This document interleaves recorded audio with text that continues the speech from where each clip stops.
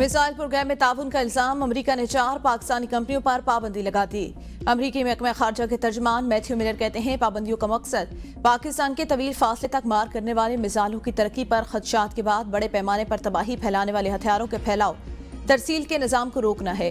पाबंदियों की जद में आने वाली कंपनियों में इस्लामाबाद का नेशनल डेवलपमेंट कॉम्प्लेक्स, कराची की affiliates international, Akhtar and sons और रॉक साइड इंटरप्राइजेस शामिल हैं। इन इदारों पर इल्जाम है कि वो बड़े पैमाने पर तबाही फैलाने वाले हथियारों के फैलाव में किरदार अदा कर रहे हैं या अदा कर सकते हैं।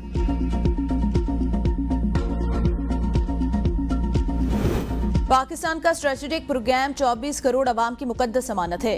NTDC समेत 4 तिजारती इदारों पर अमरीकी पाबंदियां मुतासिबाना करार। दरमियान दफ्तर खारजा का कहना है पाकिस्तान की स्ट्रेटेजिक सलाहियतों का मकसद खुद मुख्तारी का दिफा करना है। इदारों पर पाबंदियां आयद करने वाला अमरीकी फैसला इम्तियाजी तर्ज अमल, इलाकाई और आलमी सलामती के लिए खतरा। हमारी स्ट्रेटेजिक सलाहियत का मकसद जनूबी एशिया में अमन इस्तेहकाम बरकरार रखना है। अमरीकी पाबंदियां अमन सलामती के मकसद से इनराफ करती हैं। पाबंदियों का मकसद फौजी अदम तवाजुन बढ़ाना है। ऐसी पॉलिसियां खिते और इसके बाहर स्ट्रेटेजिक इस्तेहकाम के खतरा मुजम्मरात रखती हैं। यूनान में कश्तियों के हादसे के तमाम लापता अफराद मुर्दा करार। जहां भाग पाकिस्तानियों की तादाद 40 हो गई।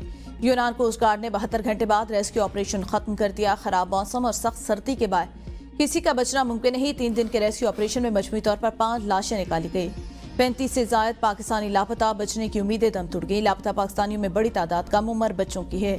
हादसे की शिकार तीनों कश्तियां लीबिया के इलाके तबरूक से रवाना हुई। लीबिया में अभी भी कमोबेश 5000 पाकिस्तानी मौजूद है और यूरोप जाने के ख्वाहिशमंद अफराद मुख्तलिफ पाकिस्तानी और लीबिया के एजेंटों की तहवील में हैं।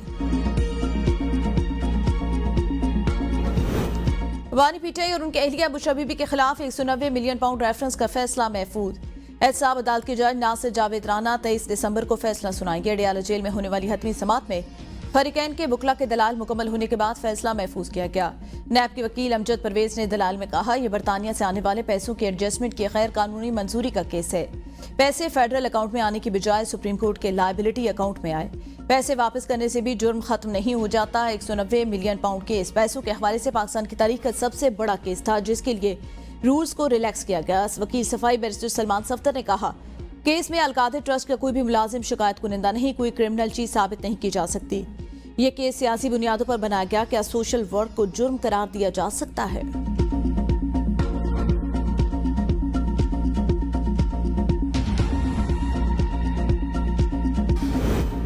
हमें लग रहा है बानी पीटीआई को 190 मिलियन पाउंड रेफरेंस में सजा दी जाएगी। अलीमा खान की मीडिया से गुफ्तगू। एक बात साबित हुई कोई वज़ीर आज़म मुल्क के लोगों के लिए काम नहीं कर सकता। बानी पीटीआई ने ओवरसीज पाकिस्तानियों को सिविल नाफरमानी की कॉल दे दी। बानी पीटीआई कह रहे हैं हमारे 2 मुतालबात माने जाए। 9 और 26 नवंबर के वाकयात की तहकीकात के लिए जुडिशियल कमीशन बनाया जाए। सियासी कैदियों को रिहा किया जाए। बानी पीटीआई का कहना है हक मांगने वालों पर गोलियां चलाई गई। वकील फैसल चौधरी ने ABN न्यूज के प्रोग्राम सवाल से आगे में गुफ्तगू करते हुए बताया पता नहीं फैसला करने में जल्दी किस चीज की है। बानी पीटीआई पर बनाया गया मुकदमा मजाक के सिवा कुछ नहीं। अदालतों पर दबाव डालकर फैसला कराने की कोशिशें की जा रही हैं।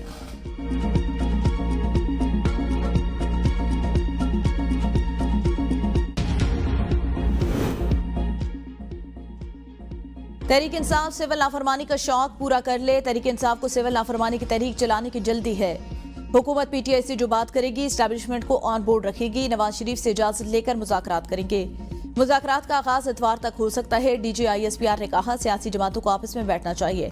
गैर मुल्की दबाव आते रहते हैं, कभी अड्डे लेने और कभी शकील आफरीदी से मुतालिक दबाव आया। बानी पीटीआई ने मुहाज़राई की सियासत से नुकसान उठाया। हम एक कमेटी का ऐलान करेंगे जो पीटीआई के साथ बात करेगी। वज़ीर आज़म की वापसी पर मुज़ाकरात के मामले पर बात हो सकती है। हमने हुकूमत से मुज़ाकरात के लिए दरवाजे खोले। 2 मुतालबात के बाद आगे पेशरफ्त होगी।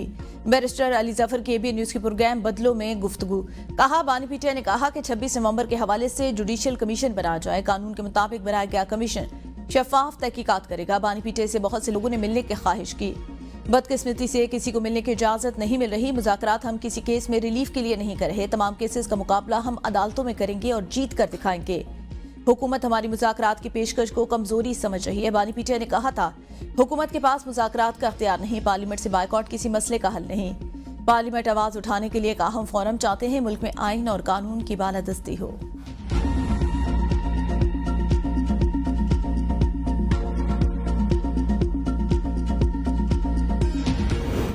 नॉन फाइलर पर 800 सीसी से बड़ी गाड़ी खरीदने पर पाबंदी, बैंक अकाउंट नहीं खुलवा सकेंगे।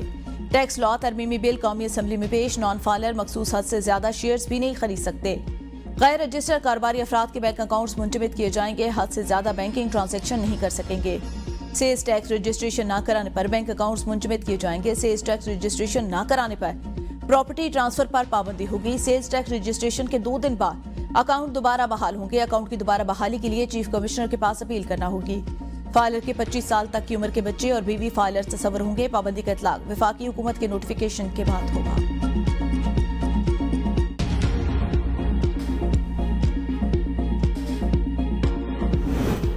अफ्रीकी मुल्क कांगो में कश्ती उलटने से बच्चों समेत 25 अफराद हलाक। मीडिया रिपोर्ट्स के मुताबिक डूबने वाली कश्ती पर 100 से ज्यादा मुसाफिर सवार थे, दर्जनों लापता। मकामी हुकाम का कहना है कश्ती में गुंजाइश से ज्यादा अफराद सवार थे। लापता अफराद की तलाश के लिए रेस्क्यू ऑपरेशन जारी।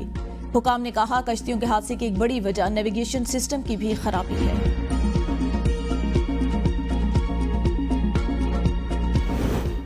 और मुल्क में शदीद सर्दी की लहर बरकरार, बालाई इलाकों में पहाड़ों पर बर्फबारी से मौसम सरमा उरूज पर पहुंच गया। इस्लामाबाद में खुश सर्दी, बालाई खैबर पख्तूनख्वा, कश्मीर और गिलगित बल्तिस्तान में चंद मकामात पर हल्की बारिश और पहाड़ों पर बर्फबारी मुतवक्के।